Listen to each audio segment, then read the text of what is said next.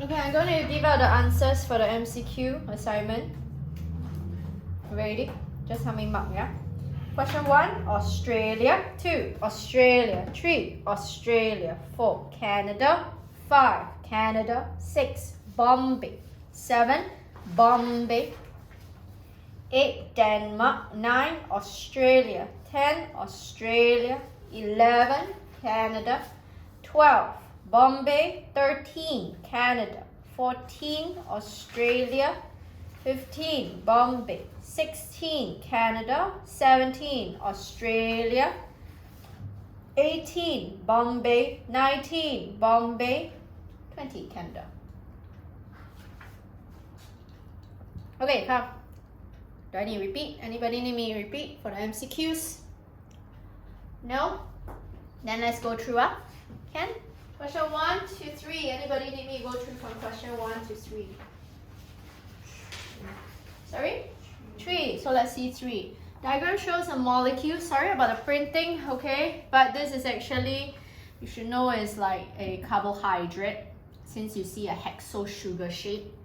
Which of the following polymers will be formed from the condensation from this above molecule?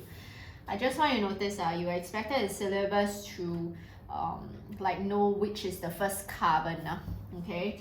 Because you are expected in syllabus to see your first carbon, where is the OH group going to be, top or bottom? I know they draw like that. Let me just draw what they show you here. This is my O. This is where the OH is. Another OH at the bottom. Okay, and then I have my CH2OH, bottom of the plane, top of the plane. Class, this here is known as your which carbon? This is going to be the first, second, third, fourth, fifth, sixth carbon. Okay, and because of that, this first carbon, do you see is at the top or bottom of the plane? If you rotate this if I rotate just rotate only because this must always be at the top, right? From what you see if I flip this just rotate only they are the same exact thing. You are very familiar with this, right? Agree?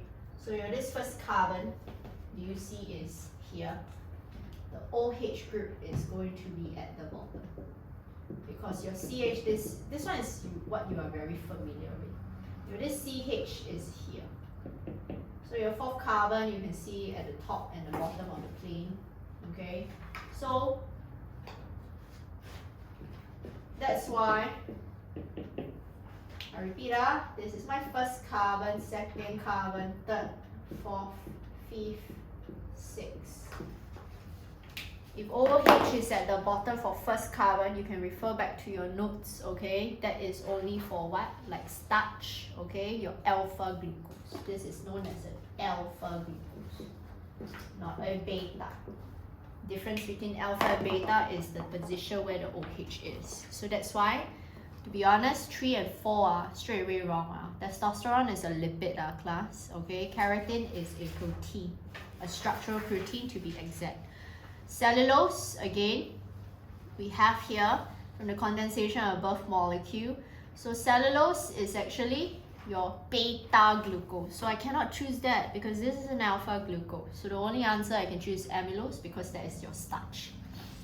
Sorry. Wait, why the fourth one is on the bottom? If I flip it up, you rotate so they both will be at the bottom. By the way, fourth is always at the bottom, even in beta. Okay? Now, anyway, continue. 4 to 6. Anybody? 4 to 6. 5. Which statement is true for phospholipids but not for protein? So they mention A, its molecules have hydrophilic and hydrophobic components. Protein also have what? You have hydrophilic and hydrophobic. That's why your polar R groups and your this charged R groups and non-polar, right? Okay. Its molecules are synthesized from non-identical subunits. Your this again it's not a non-identical subunits. Protein is also made of amino acids, or different amino acids can be different also. Agree? is barrier to water-soluble molecules. That's true because proteins, they can be more soluble due to the amino group, like the COO and the NH. You should know already in chem that is polar, right? Agree? So again, C so far is correct. That's why phospholipids can make up your cell membrane, right? And they form compartmentalization. And then D is found in cell membranes, okay? So that is actually true. But again, proteins, you have membrane proteins, what? So you cannot choose that. So answer is C. 6 to 7, anybody? 6 to 7? 7, let's see. 6 need? No need. Okay, 7. Notice how they show you y-axis is DNA per nucleus. So again, we show every time there's a drop, like for example, A and B is a drop. Do you agree that it's cytokinesis? That's why it can decrease by half, okay? Now, which one will become haploid? You go and look at the amount of DNA that is half one more time, which is at 1. So do you see at C, it's haploid? How come D is not haploid? D actually represents fertilization of gametes. So that's why the only one I can choose is C. Okay? Wait. Oh, haploid, starting to be haploid is already B. Remember? So meiosis, first round of meiosis 1, you already form haploid gametes. Right?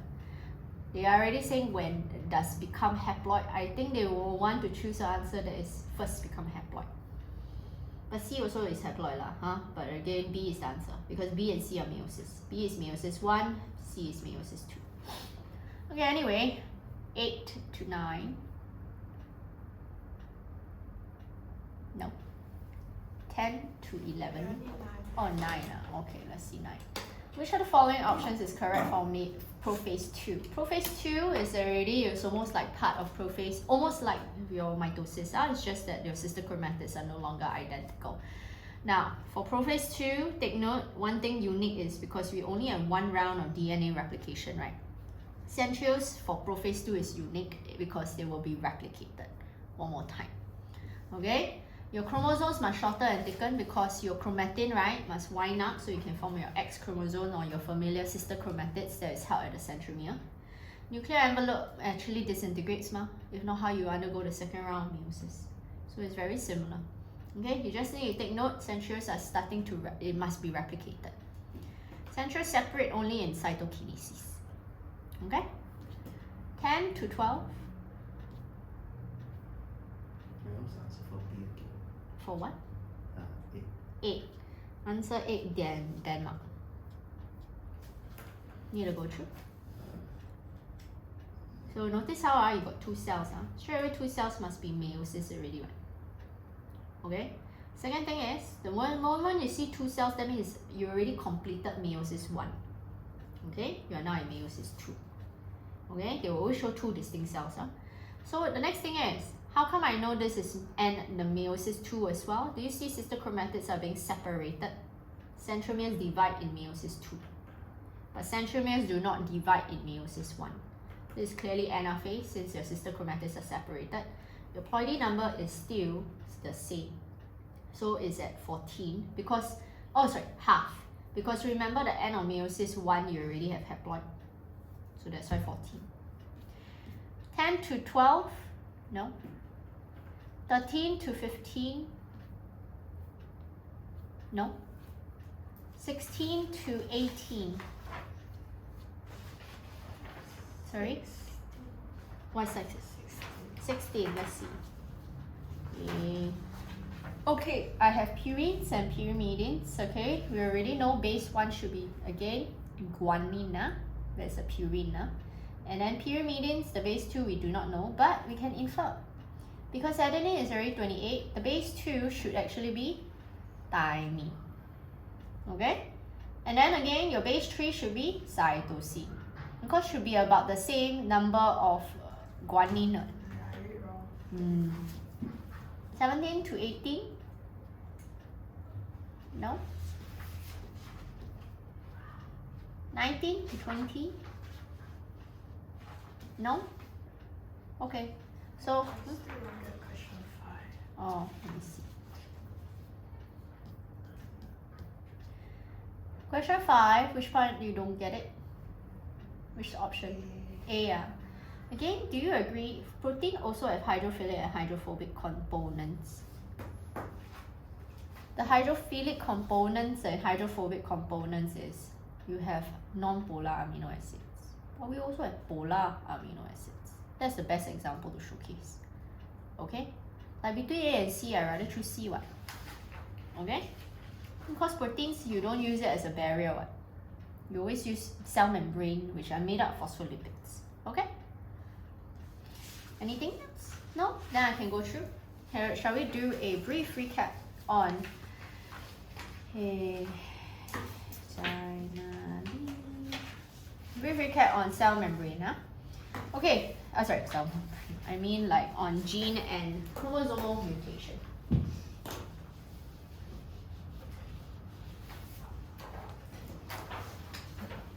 Gene mutation and chromosomal mutation are different, so I want to do a slight recap to make sure that you understand. Gene mutation, let's go through causes of gene mutation is like results from gene mutation that will lead to that is actually your substitution, deletion, and your insertion. So I already mentioned before, what are they?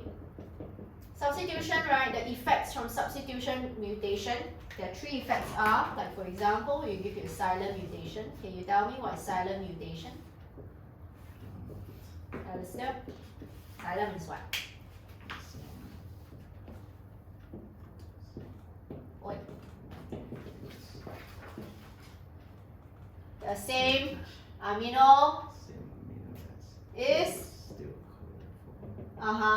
then due to any change in the third nucleotide of the codon goes with the same amino. the number one thing you always must write is degeneracy still.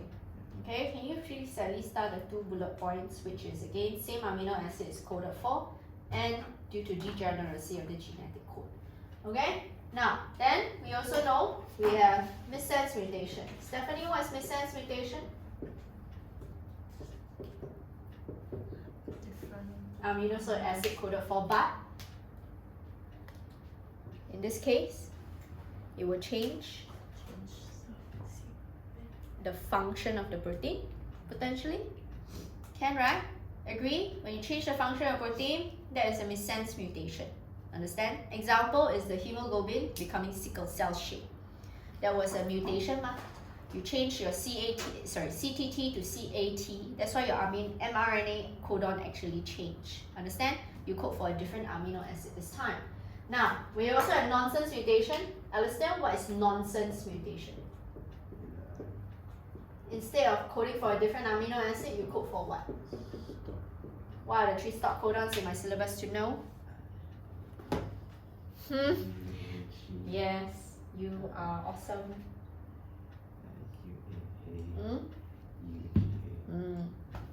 So, what kind of protein is the keyword that we always say? The protein form is?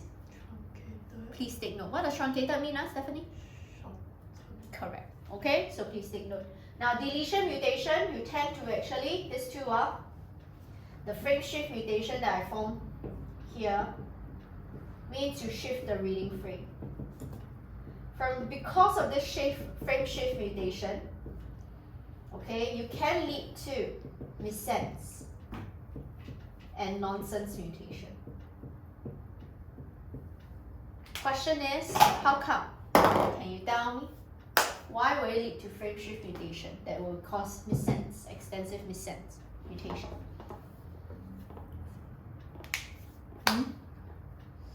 Any idea? Do you know what is frame shift?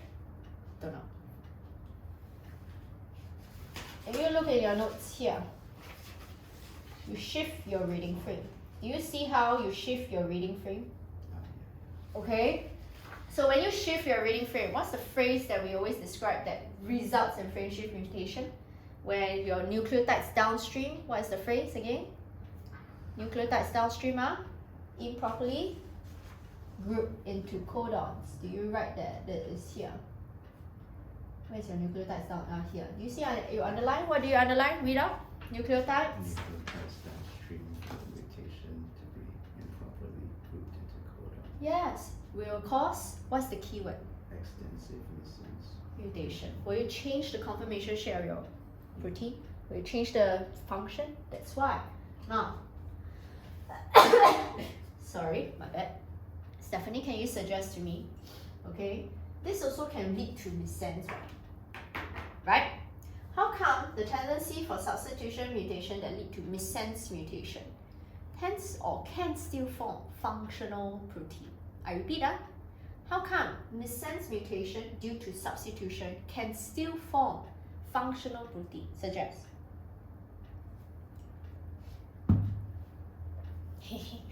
Amino acid. You change, even though you change a code for a different amino acid, but what? They're Not similar. in Oh, sorry. Oh yeah, correct. I also accept. Not in what? The critical region. You know what critical region is? Or you can, not necessary, that's an example that I gave you. Not necessary active site. Example I gave you was an enzyme. This is just an example. So either you say it's a non-essential amino acid, it serves no function. Or you can say this amino acid is not found in the critical region of the protein. So the function of protein will still remain intact. You understand what it means or not? Who here don't understand? Understand, right? Okay? Understand what's another reason. How come this missense mutation from substitution can still form a functional protein? Because the different amino acid form has a Same similar group. properties. When you have similar R group properties, can I form similar R group interactions? Then will the conformation still remain intact? Can you also still code for the same function? Yes. You understand? Clear? So I want you to think outside the box, okay? But they also like this step. Now, next one. This is gene mutation. So we have the other one called chromosomal mutation. For chromosomal mutation or chromosomal aberration, please take note, there are two types of chromosomal aberration. One is called aneuploidy. One is aneuploidy, Stephanie, because the other one is chromosomal structural mutation. additional or like Are you sure only must be additional? missing Oh, yes. chromosome. So idea is the cells either gain or lose one or several or the entire chromosome set. So I repeat, aneuploidy means the gain or loss of one or several or entire chromosome set. That's on the next page, Alistair. Okay, but just like you know lah. That's why it's caused by what? What's the main thing? Non-disjunction. I gave you some ideas, right, that's related to cell division, right? This is why I taught cell division first. You all understand? So you will know what are some causes that can lead to aneuploidy, which is what? Name me one. What is one cause that can lead to non-disjunction? Because non-disjunction means what, Stephanie? Failure. To separate. That's what non-disjunction is. What could potentially cause non-disjunction, Alistair? Yes. Think about this. What are the separated at where of the sister chromatids? Sister chromatids tend to separate at which particular region? Side C, SEN. What are some proteins associated with centromere? So what can we say? Maybe microtubules are improperly to the, yeah. If they are improperly attached, will it lead to non-disjunction? What's another one? What is other protein? Same protein is Not cleave. Understand? That's why I gave you coenzyme protein. You understand? That is a bit additional. Some schools never taught you to teach you this.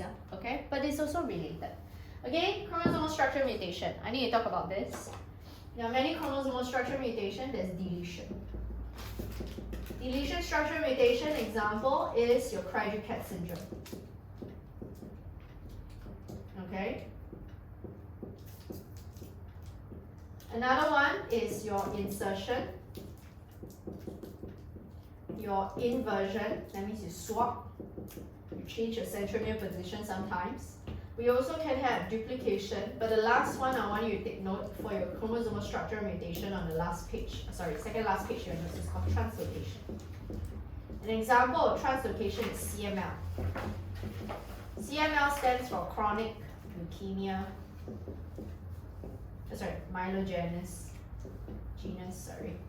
myelogenous leukemia. So this is an example of this, also known as CML. Okay, so this is actually caused by translocation. Translocation, if you're in the fourth column of your notes, it's swap. Understand?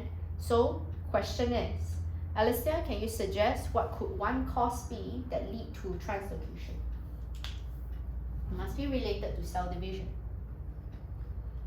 What can one cause be? Shomo, any idea?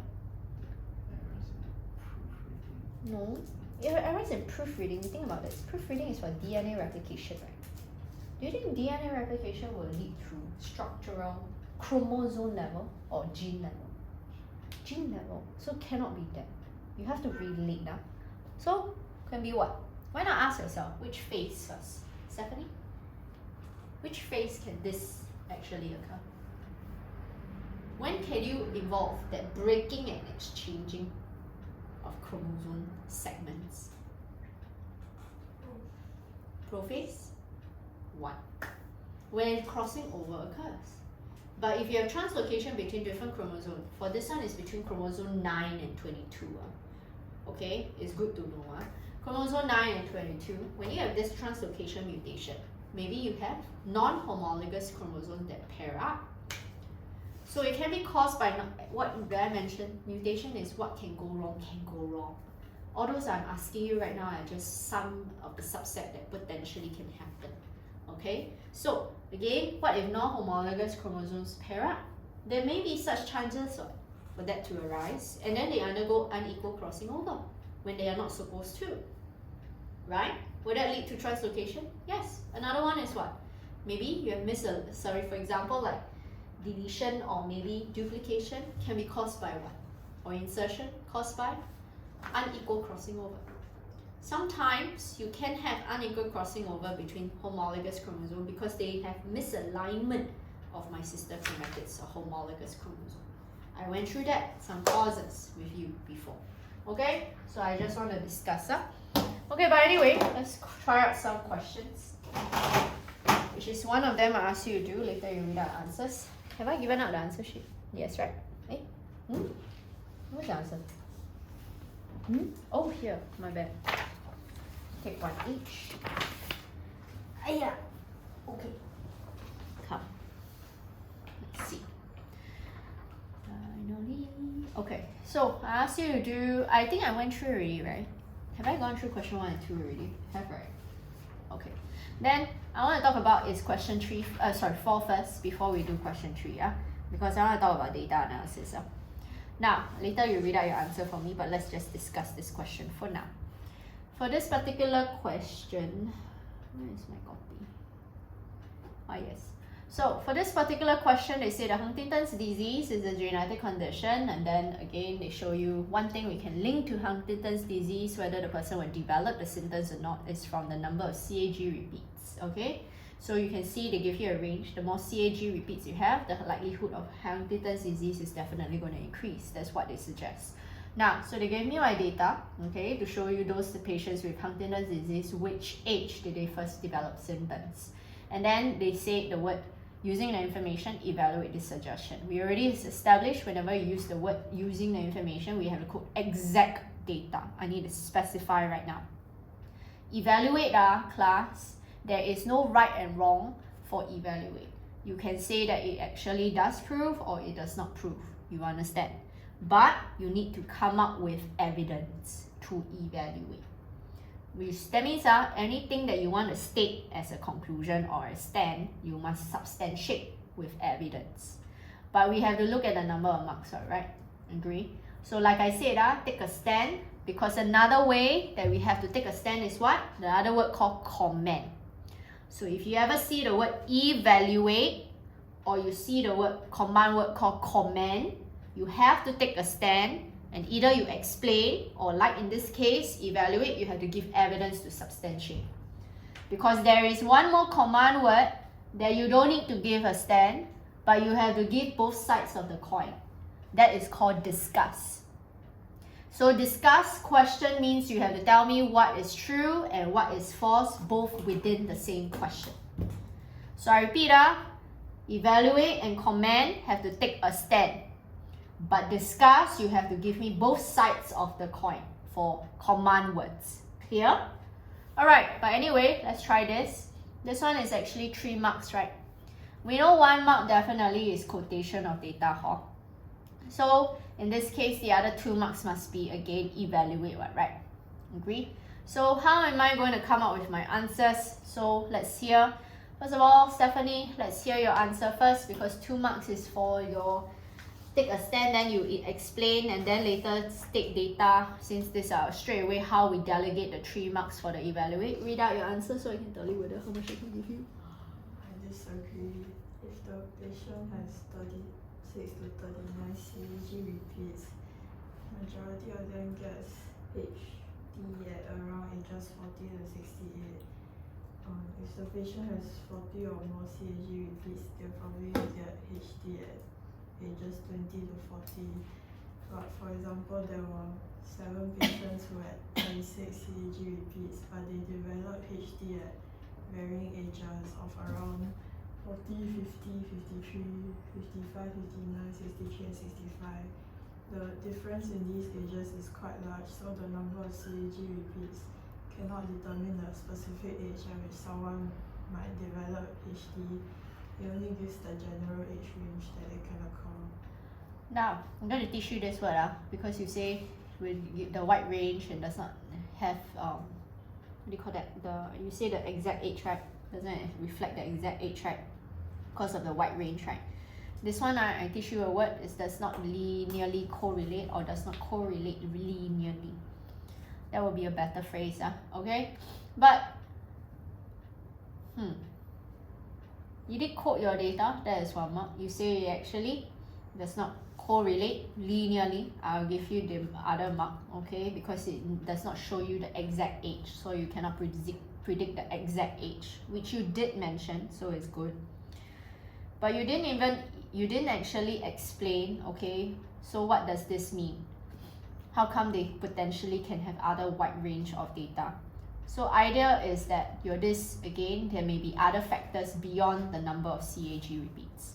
So that is the evaluation. I'll give you 1 mark for your quotation of data because you did quote your wide range and then you explain how this data actually, or what this data actually reflect. But you need to further elaborate by telling me may show other factors, okay? So I'll give you 2 marks. You? So it has to be like doesn't necessarily must be right or wrong. I'm just saying your explanation because I said it can be both sides. So what do you write? it has the number of CAG repeats increases from around 36 to 48. The ages at which patients with Huntington's disease decrease from between 40 and 68 to around 12, which indicates that a greater number of CAG repeats would result in a younger age at which a person will develop HD. Thus, the results can be used to predict the age at which someone will develop HD.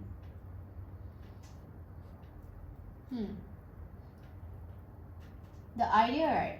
Your quotation and data a bit wonky. Can you read out your quotation and data again? Let me hear again. What do you say about? Because I will give you the credit by a number of CAG repeats increase, age at which develop symptoms actually decrease. I'll give you the mark there, but I want to hear your quotation and data. What do you say for quotation again? The number of CAG repeats increases from 36 to 48. The ages at which patients with Huntington's disease decrease from between 40 and 68 to around 12. You shouldn't actually quote that data. You know why? And the figure 4.1, you should actually be focusing on the relevant repeats by separating them. One is your 35, right? Wait, 36, is it? So one is 36. You must tell me those with 36 repeats. When do they develop symptoms? From what range to what range? So you focus on your x-axis when it's 36. What is it? And then after that, you have to choose anything that is small. You can be 45, can be again like let's say 48, up to you. I don't really care. Idea is that you have to choose those that is more than 40, and then you tell me what's the symptoms. That's how you quote the data. So your data is a bit wonky. I need to mention how come I don't use the trend? It's because they already given me based on 4.1. Understand? So what is since you say that, right? So explain that. So what does this mean? You say that we can use to predict, is it?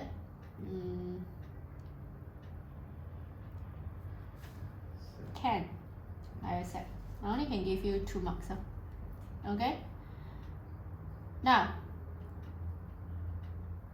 I'm going to show you the answers so we can see the answers, then we can understand. I'm going to show you how they delegate the marks for the answers accordingly. Okay?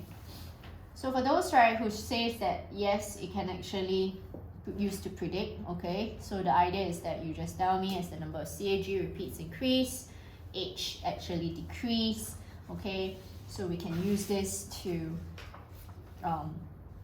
predict, okay, this H, predict the age for the onset of symptoms, and then you code the data. Notice how 1 and 2, okay, they're missing the third one, I don't know why.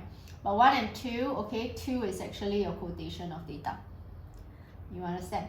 Alright, the last mark they should mention is that hence, okay, because they ask you to evaluate then you have to tell me what does this actually means, okay? So hence, okay, there is, we can actually predict, alright, that anyone that is more than, okay, or predict the age, alright, or estimate the age at which this patient can develop symptoms, alright, when they have, based on the number of CAG repeats.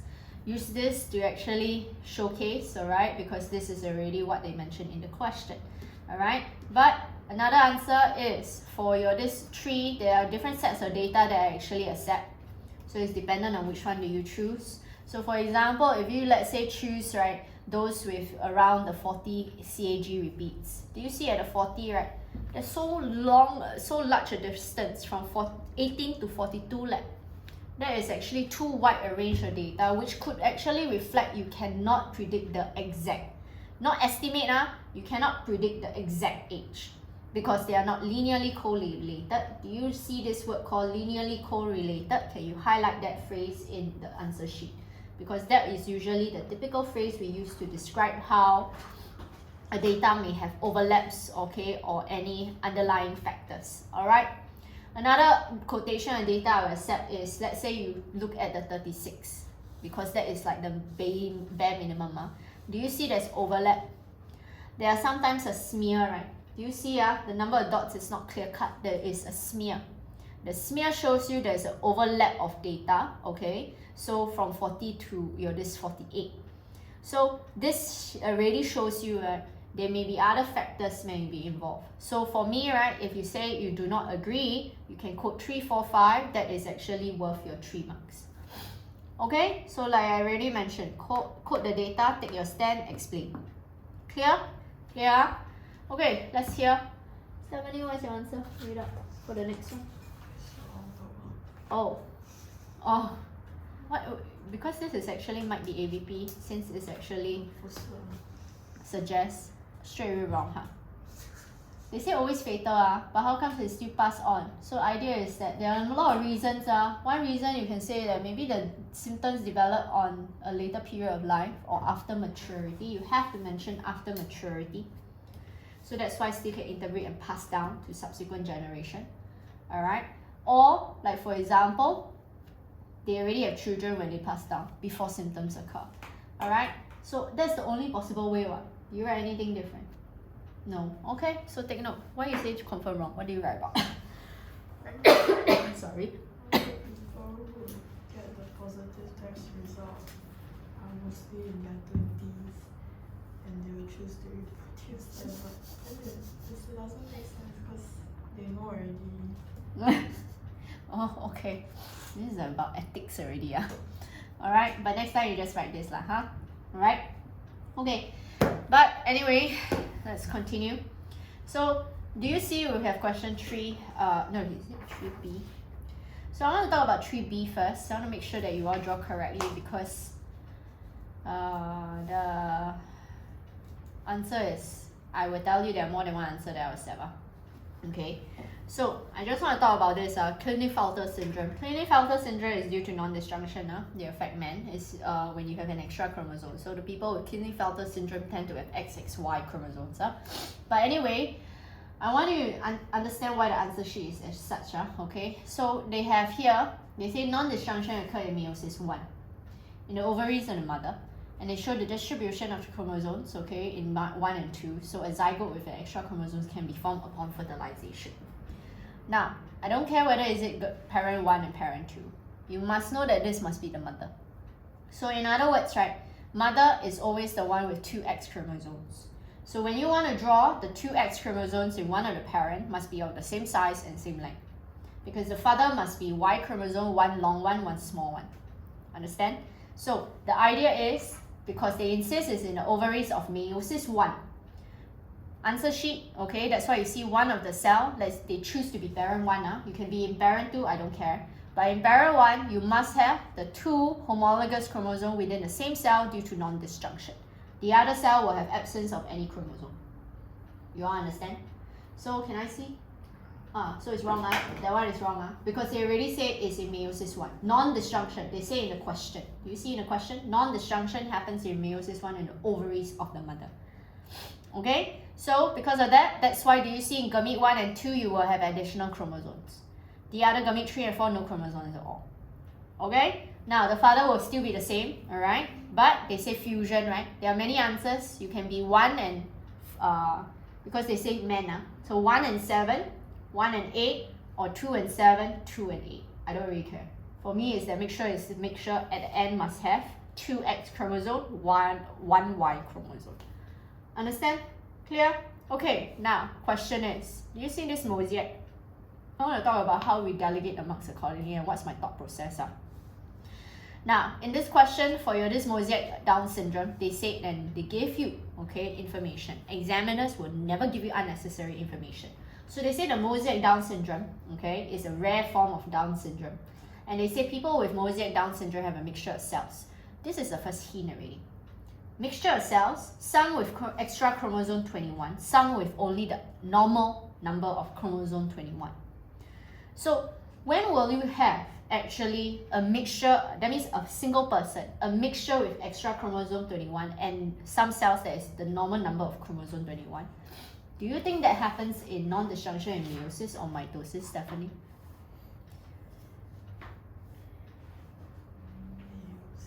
No. You know why? Because if you already have, let's say this is actually the ovum. This meiosis, you already have 24 chromosomes already. You feel it's with the sperms, which have 23 chromosomes. You will first form the first zygote. The zygote already has 47 chromosomes already. When the zygote undergoes mitosis, do you agree that every single cell must have the same exact 47 chromosomes? Agree? So every single cell must have 47 chromosomes if non-disjunction happens in meiosis. But they say a mixture of cells. That means the error did not happen here. Means most likely they form the normal number of chromosomes in my zygote.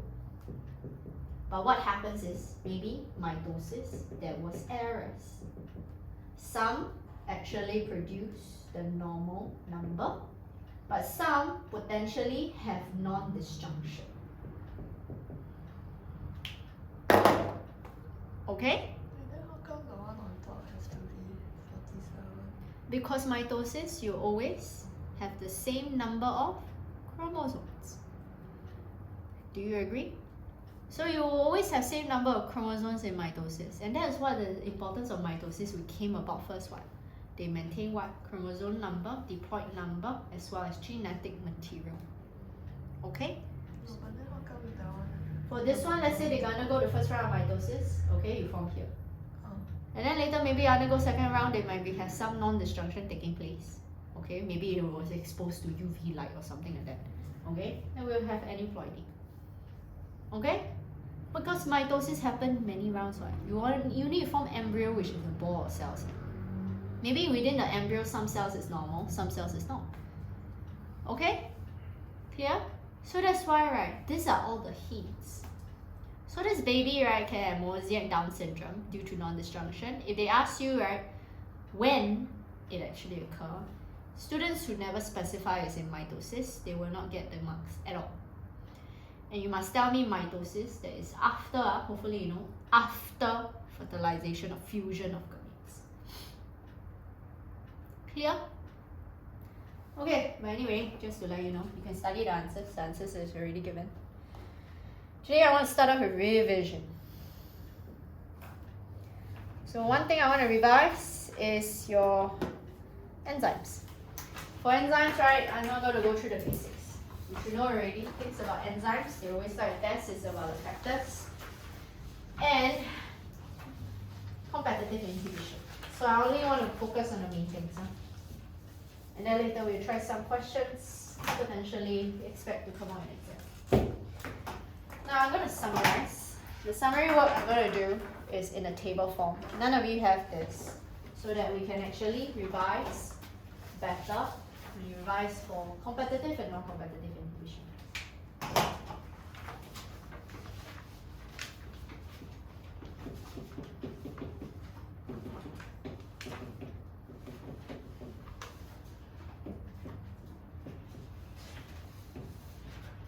Please take note, all this is very different from allosteric inhibition now. Okay, there are 7.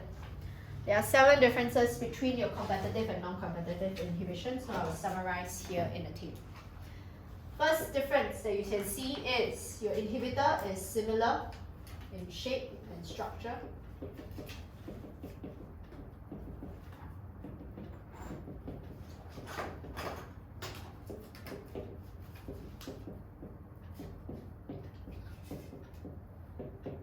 To this normal substrate.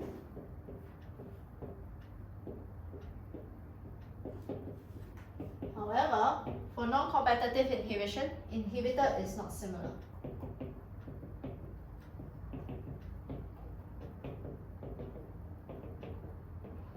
In structure or shape, to normal substrate.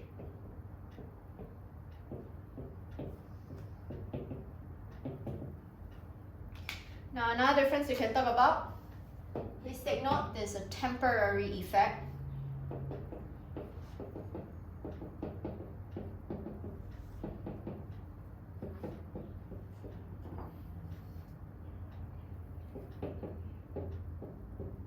This will temporarily bound to active site.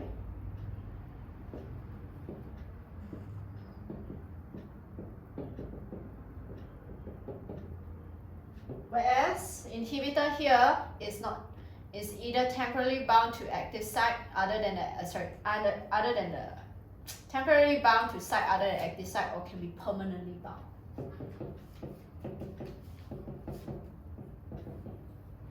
Either you tell me.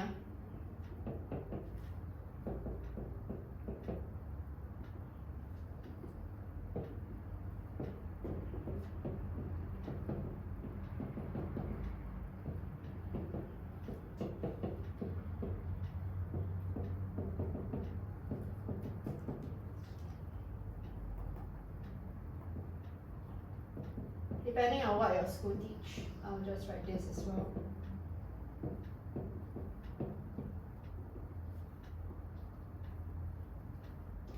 Usually we write this. Second one is depending on whether your school teach you this or not. Okay.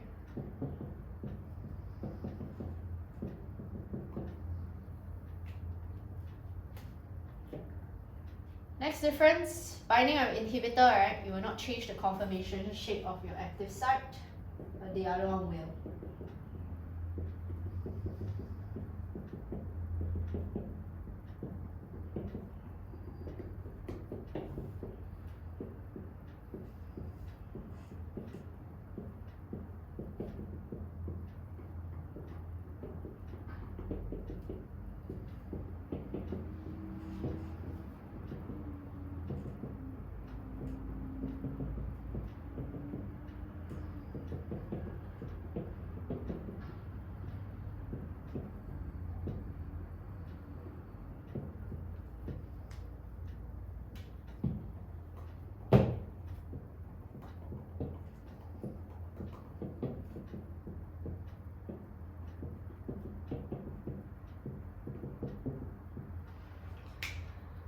Another difference I can talk about is the effect of inhibition.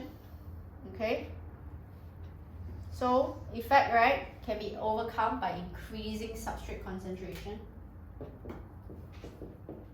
This is always the factor that we try to look out for.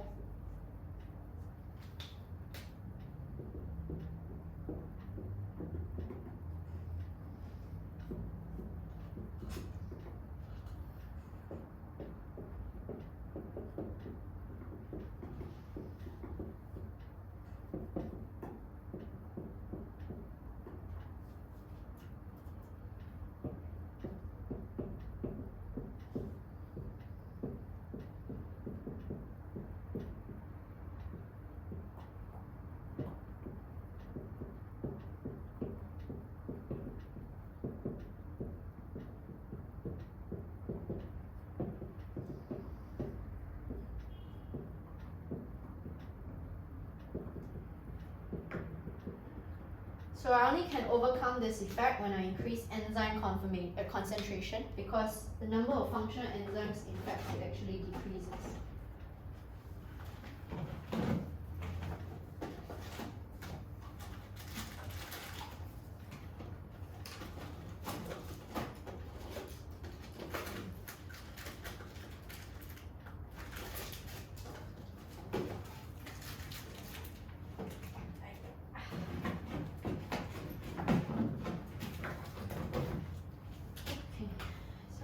Let's continue.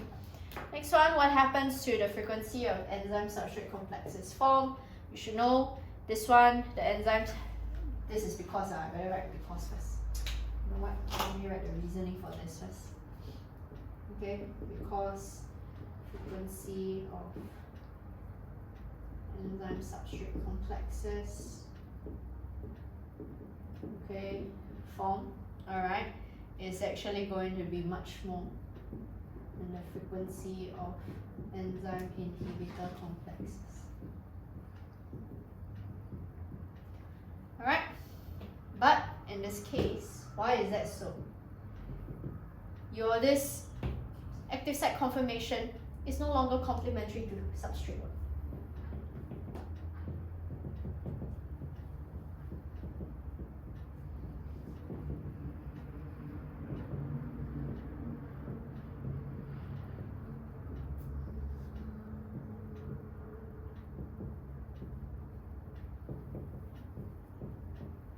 So it really doesn't matter. So that's why, right, you will not even form enzyme substrate complexes.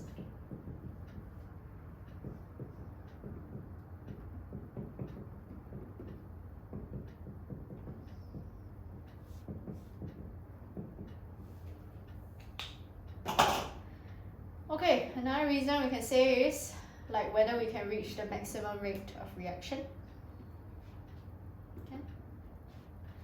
So two things, Vmax is unchanged.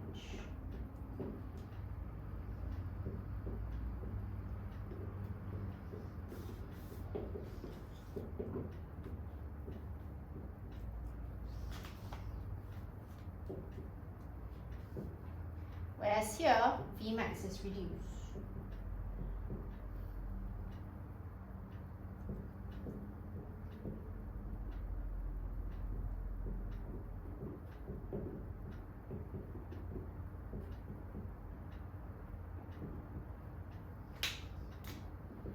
Also another identifying factor. Last one is Km. Stephanie, what's Km? Maximum or half of the Vmax. Substrate concentration at half Vmax, which also reflects what? Also reflects what? Enzyme affinity to substrate. Okay, so same, increase or decrease? Is it increase or decrease or same? Not sure, you? Increase.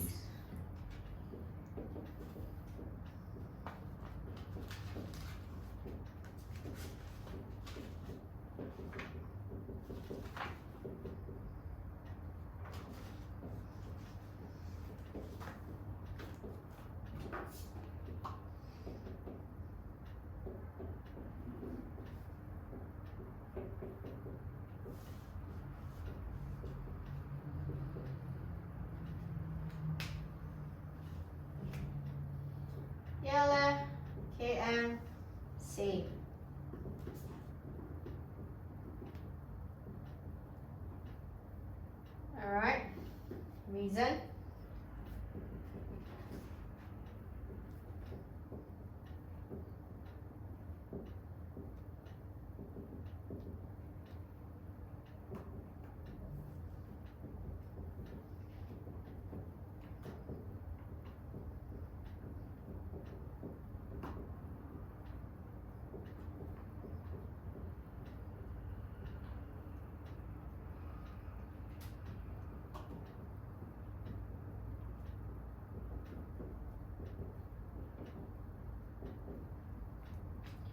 This is also the other identifying factor.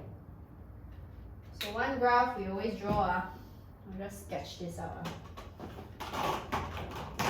One graph we typically draw competitive and non-competitive.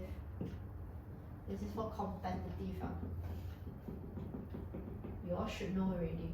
This is actually your enzyme activity or enzymes rate. Up to you.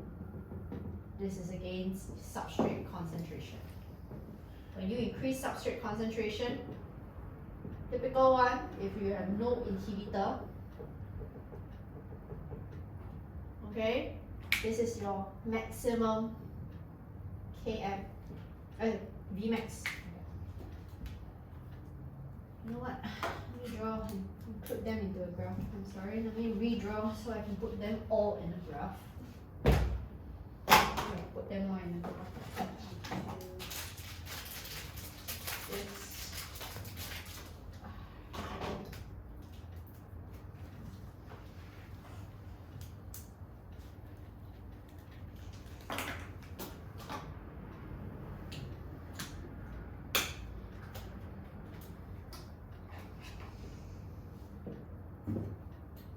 Substrate concentration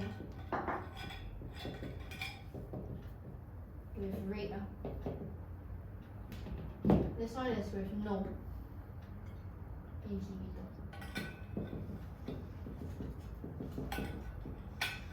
This is the Vmax. Now, first one, if I use competitive inhibitor. If competitive inhibitor is used, you should know the shape will look something like that. This is when you have competitive inhibitor. Vmax is still the same, but how come Km actually increased? Just to bring your attention, half Vmax is here.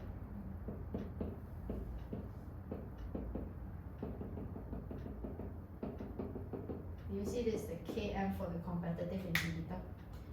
But your Vmax for your no inhibitor is here. Km increase. But again, if I were to use here non-competitive inhibitor,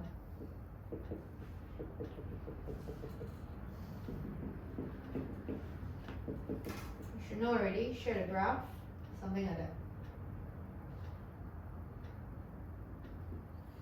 This is my Vmax. Do you see how the Vmax actually dropped? And then again, where's my Km? This here is going to be half Vmax.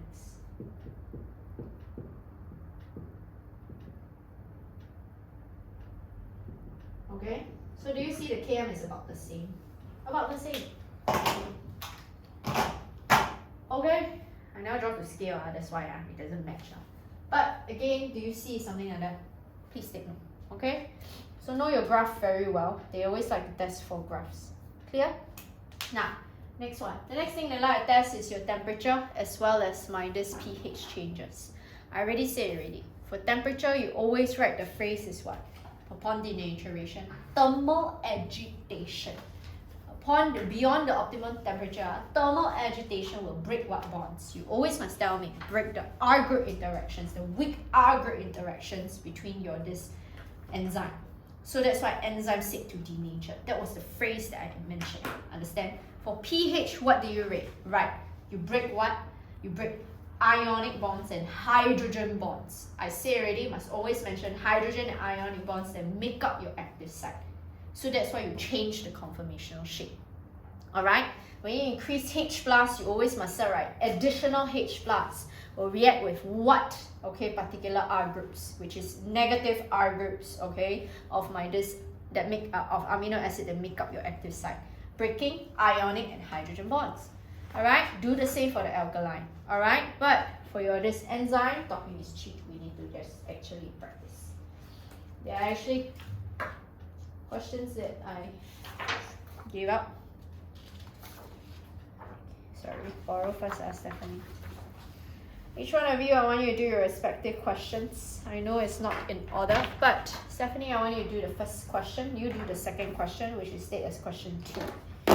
Once you're done, I want to mark and go through this.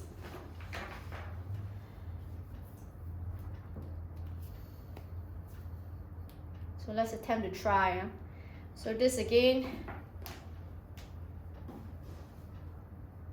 is got to do with enzymes.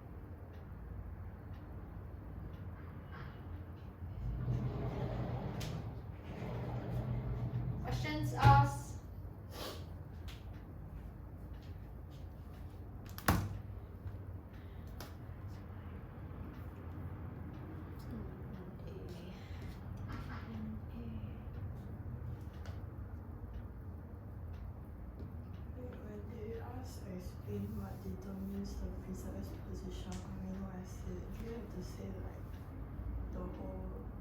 You just need to briefly tell me, like, how come what determines the precise position in the structure? Oh, number one, the amino acids determine what? Structure first. Because they say structure, right? Structure is one keyword, right? In structure of proteins, we have 4 structures, right? Primary, secondary, tertiary, quaternary, right? So sequence of amino acid will actually change the what structure? Which one first? Primary, right? Do you agree you change your primary structure first? Agree? So different amino acids, okay, will actually, so the 3 amino acids will determine the primary structure of the protein, ma. The primary structure of protein, which will hence affect what? How the protein fold into its unique 3D conformational shape by what kind of interactions?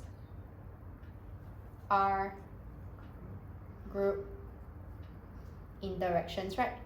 I thought the question asking how. Or what determines the precise position, ma? So what determines the precise position in the structure of this hydrolytic enzyme? So they are talking about how does the, let me paraphrase, let's say what this question is actually mentioning is how this 3 amino acid will actually determine, how the precise position of this 3 amino acid will determine the structure of the enzyme. Does it make sense? If I paraphrase it like that.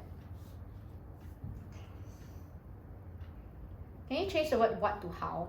I think that would be much more logical.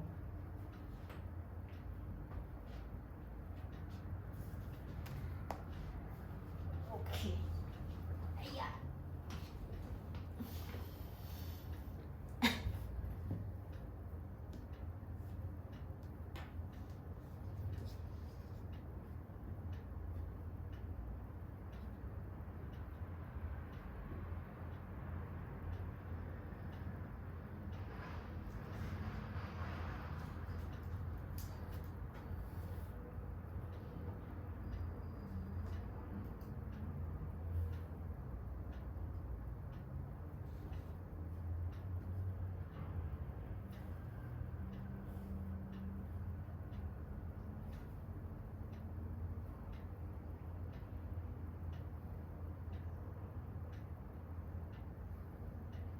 We need to talk about primary structure.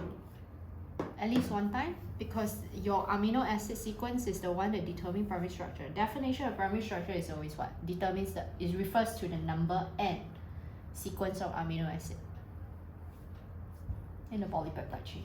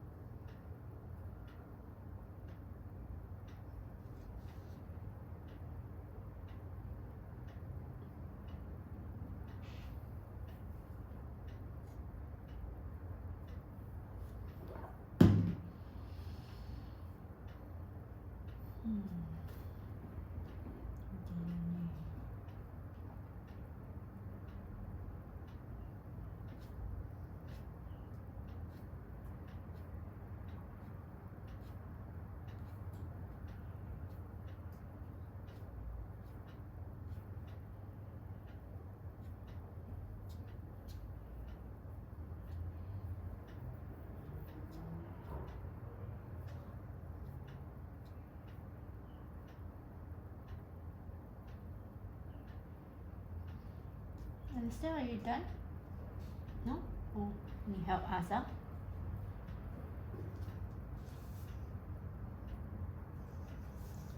Yes. No, just 3 marks. How many marks is that? 2.5. Oh, can you change that to 3 please? No such thing as half mark marking. Sorry. It's not my, it's a prelim paper, a promo paper, sorry. It's a promo paper. So you just change that to 3 marks.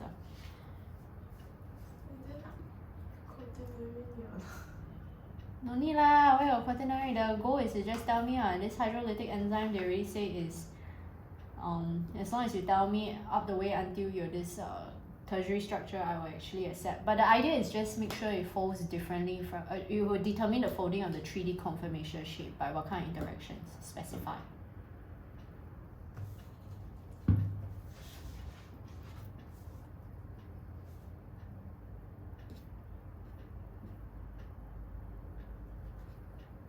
Account means what, Stephanie? Describe and explain. So describe usually must quote exact data. Yes, okay?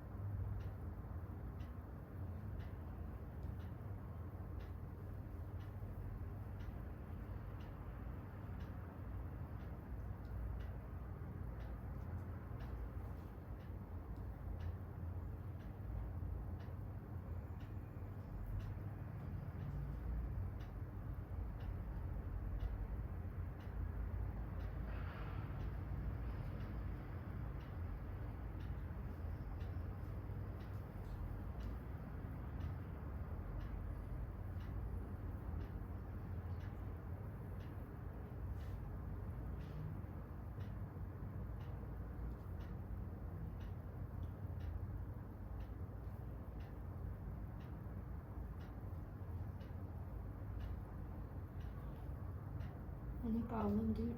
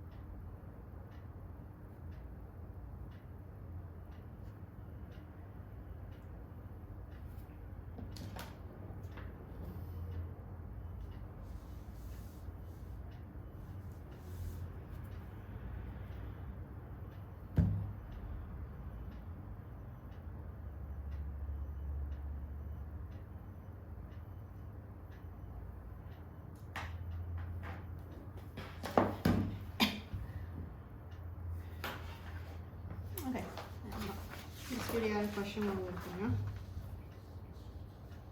Notice how galactose is actually a product for this lactose hydrolysis. This will not be competitive inhibition. There's this phrase called end product inhibition, which I want to use this time to introduce. Do you know what's the difference? Inhibitors, that means, right, they are like never the products of whatever enzyme they're trying to inhibit. Like for example, end product inhibition means the product, if it's excess, that particular product in excess concentration will meant to inhibit its own synthesis. Does that make sense? So galactose is actually a product for lactase. So that's why if you have a large excess, it inhibits lactase activity. Alright? So I'm trying to use this question to make sure that you understand what's the difference. Competitive and non-competitive is not the only ones. Like you also learn there's this thing called allosteric inhibition, right? But this is always the famous one they like to talk about. So competitive and non-competitive, how come they are not part of this? Because these inhibitors are everything else, anything but the product. Okay, so that's why no. But you did mention how. This most likely, why not ask? Do you think galactose similar to lactose? Apa ini? You know, you should know one is actually a monosaccharide, one is a disaccharide, right? My JC student, my Sec 4 student also can tell me. So, temporarily binds is straight away wrong already. When you want mode of action, I need to point out. So you can see, type inhibition is 1 mark. 2 marks is about mode of action. Okay, so if 2 marks about mode of action, that means you have to tell me it must be binding to what side due to whatever conformational shape. Okay, and then 2 things. Second thing is what? You must tell me what happens to the active site. Altered? Yes, right? So it will no longer be complementary to what? What's the substrate in this case? Lactose. So that's why unable to form enzyme substrate complexes. Clear? Notes. You see this? Lactase. What's the graph for like end product inhibition? Usually the product, it will just drop sharply. It's almost like just say if you have more product. I will know about a time graph.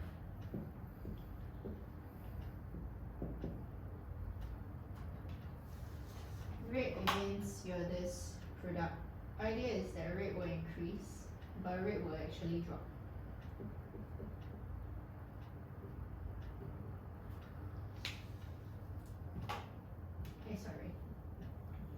Over time. Okay? And you have more and more products produced. Well, very rare got graphs. The graph that you need to take note is for competitive and non-competitive inhibition.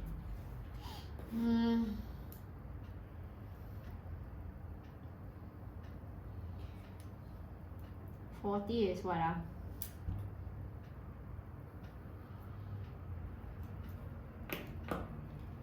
Keyword is what? Okay, anyway, they ask you differences. But they're asking for the enzyme differences. They're not asking whether you can form more enzyme substrate complexes. Keyword, look at the question. So you need to learn how to look at the question and there. Differences in lactase, that means the enzyme molecule. So for example, you say have less kinetic energy. That one I will accept because you're comparing your this lactase enzyme activity. No. Idea is that you rather use the word denatured right? Lactase molecules are denatured at 50, but there's no lactase molecules denatured at 40. Another one I rather instead of tertiary or secondary. How you know? You do not know. You may be primary but you know something can break down. Agar interactions. Am I right? You can say how intramolecular agar interactions like hydrophobic interactions are broken down in your 50, but they remain intact at 40. This is the ones. I can give you 1 mark. This one, not accepted. Because they are talking focus on enzyme only. Understand? Nope. Next one, let's see, with reference to 2.1 and 2.3, describe an account. Account means explain in this case, but we still need to describe.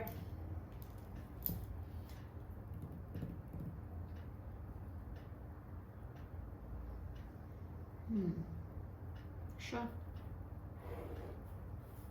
Rate of reaction increase. Kinetic energy increase. Keyword I'm looking out for, frequency of effective collision between molecules increase.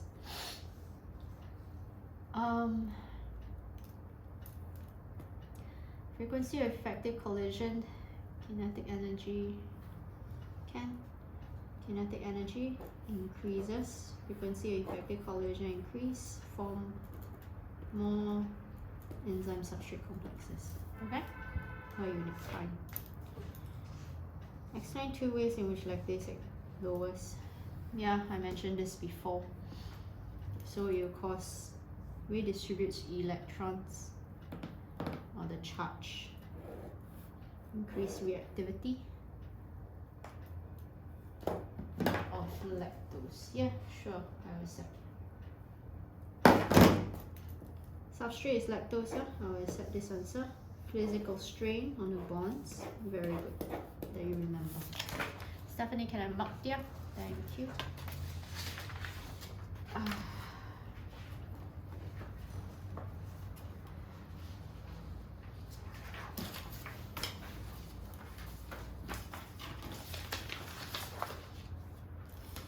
Lipids are able to store more energy in carbohydrates.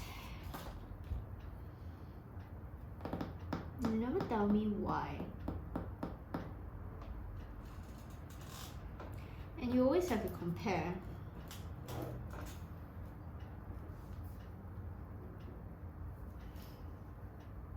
Per unit gram. Yes, more energy because of what? You never tell me again and elaborate with effort. I don't care about solubility in water because carbohydrates like your starch, like glycogen, are also insoluble in water. You understand? 2 things you need to compare. I told you about the structural features already, what? Do you know what's the first one? You have more CH bonds, ma? If you have more CH bonds per unit gram, will you yield greater amount of energy per unit gram? I mentioned this before for lipids like triglycerides. And then what else will you have? Means they're also lighter per unit gram. That's why seeds, ma. So lighter per unit gram, which is important for seeds if they are dispersed by what? Wind. So no such thing as half mark marking, 0 marks. Keyword you need to write is always per unit gram. Same thing, more energy per unit gram. Okay? Precise position determines sequence of amino acids in the polypeptide chain and therefore determine primary structure. Type of R groups between amino acids. Please always state what are some R groups which you did. The intramolecular interactions. These are some. Last one, you never tell me how it would therefore determine what shape. Not secondary structure, tertiary. So, oh, you did mention specific 3D conformation in tertiary structure. Fine, I'll give you the credit. Account. Again, account means it's trying to explain 15 to the highest. Do you agree we can just compare based on your x-axis? And 15 is you should compare from, because this, you went 3.5. Change to 4. No such thing as 3.5. So curve at your 15 reach at the highest point product at 4.3 arbitrary units, but at the least deepest gradient at the start of the experiment. You just need to compare your this 15 now. You don't need to compare and contrast with the rest. Because the question just said at 15 degrees Celsius. Okay, so you just compare the 15 degrees Celsius graph. That's all. So you should actually be comparing from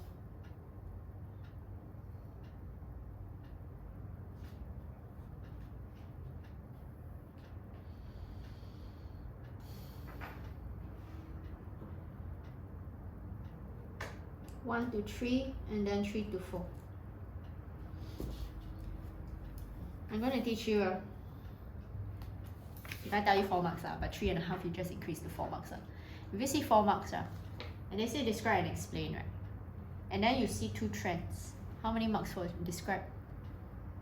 2, right? Code data, right? And then 2 marks therefore for explain. Describe, explain format. You understand? So you tell me, first of all, you never mentioned that from what to what. Closest you are comparing.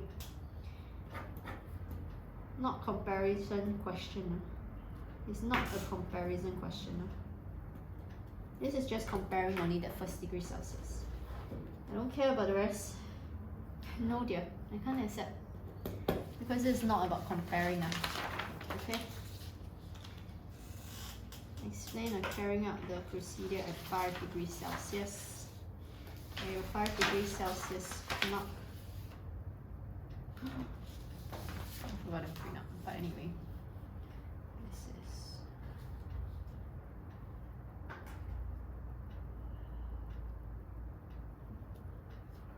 I'll go through this next week when I see you. Don't worry. Let me just mark. Sketch your graph and label this as Y.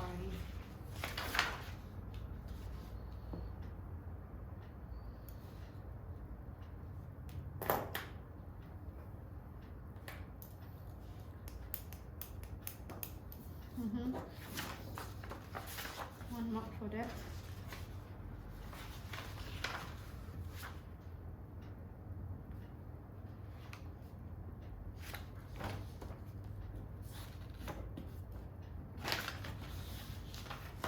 I'll say it's the optimum temperature, close to, because they write here close to 5 degrees. So let's see, frequency of effective collision the highest, fine, I accept. Rate of reaction will slowest. Idea you must tell me, do you know what is the 2 marks going to be? 1 mark is telling me why your gradient is actually, in this case, lower. And then again, how come you have higher concentration of products? You write here frequency of effective collision actually will be the highest. Are you sure? But then why gradient is gentler? You know what I mean? Idea is, how come this is as such? You just need to explain to me is that your rate of reaction is slower because lower kinetic energy. You understand? Way off. I wrote both. What do you mean both? Hey wait, why you write both? Wait, I thought. The idea is you want to tell me about the products. How are you going to tell me the products? Concentration of product is higher because the optimum temperature in which the enzyme works. It's just that the kinetic energy is lower. You write kinetic energy is lower. You don't write frequency of effective collisions. Okay? Because if you write frequency,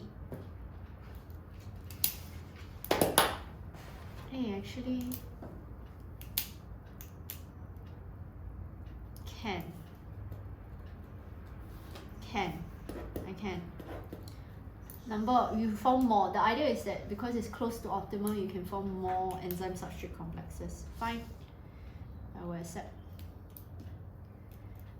Let me see. Okay, let's see. Kinetic energy increase, rate increase. As rate slowest. Fine, I'll give you your 3 marks here. Okay? Okay, now, can I give up the... Sorry about the printing. I have missed out one, so might as well. Let's miss it. Sorry about the printing, yeah? Let me give up the answer sheet. forgot that I don't have this page.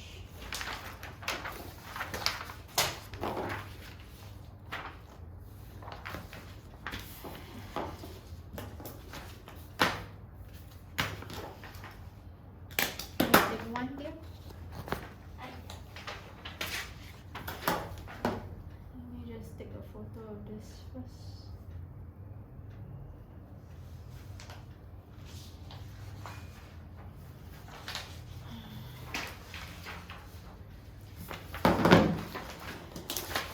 I'll go through this next week, but I'm giving out the answer sheet first so you can have a look.